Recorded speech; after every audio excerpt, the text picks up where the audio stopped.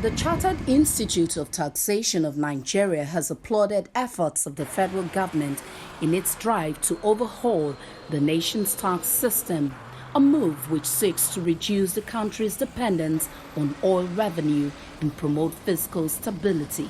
The CITN President, Barrister Samuel Agbelui, while speaking at a workshop organized by the Institute for Finance Correspondents Wednesday, described efforts of the government in bringing sanity to the tax space as a good development in the right direction, emphasizing the Institute's commitment to the proposed bills as it would enhance economic growth, streamline tax processes, and as well encourage compliance.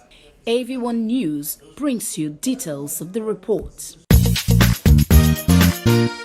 Since the inauguration of the present administration in May 2023, the Nigerian government has made significant strides toward reforming the country's tax system. In support of these reforms, the Chartered Institute of Taxation of Nigeria, CITN, has been vocal in its approval of the government's initiatives.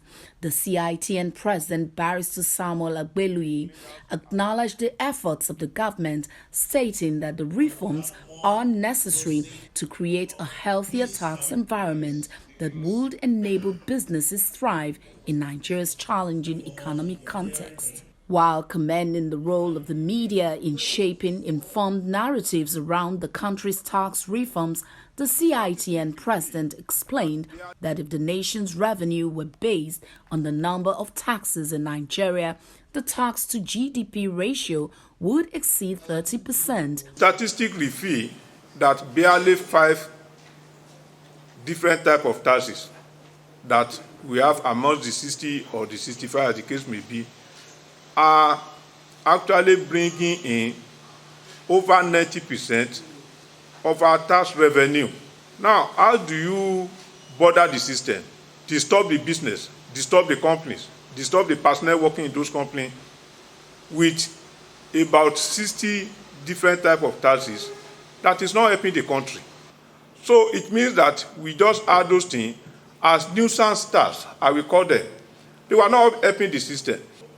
When you subject somebody who is operating in a very hostile business environment to this kind of tax administration, you are not helping that system. And after some time, people don't want to do business again.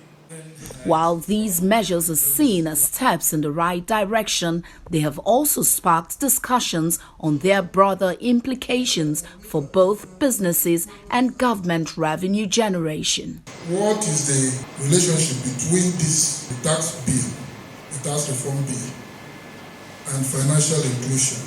Because when the attribution aspect of the bill is talked about, it is the people that are selling that will tell you that this is where our goods we are taking to, this is where our goods are consumed.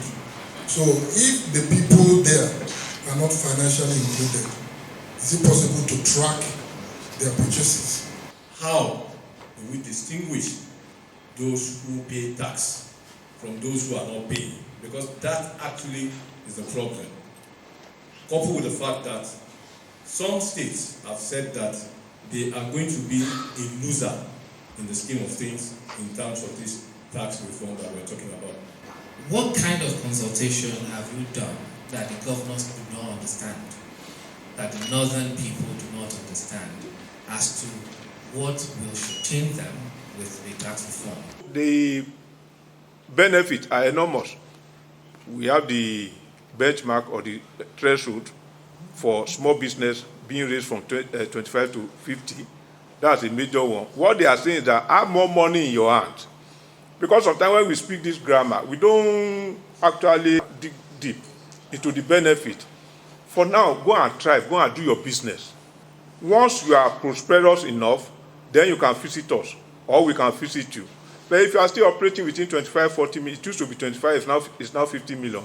So if you are still operating with that, within that threshold, most likely your working capital will be impaired. Meanwhile, the tax reform bills forwarded by President Bola Ahmed Tinubu to the National Assembly for consideration has met with criticisms and pressures from within and outside the upper chamber of the National Assembly. As a result, the Senate Wednesday suspended further legislative actions on the bills, setting up a 10-man committee to meet with the Attorney General of the Federation and Minister of Justice on ways to resolve contentious issues in the bills.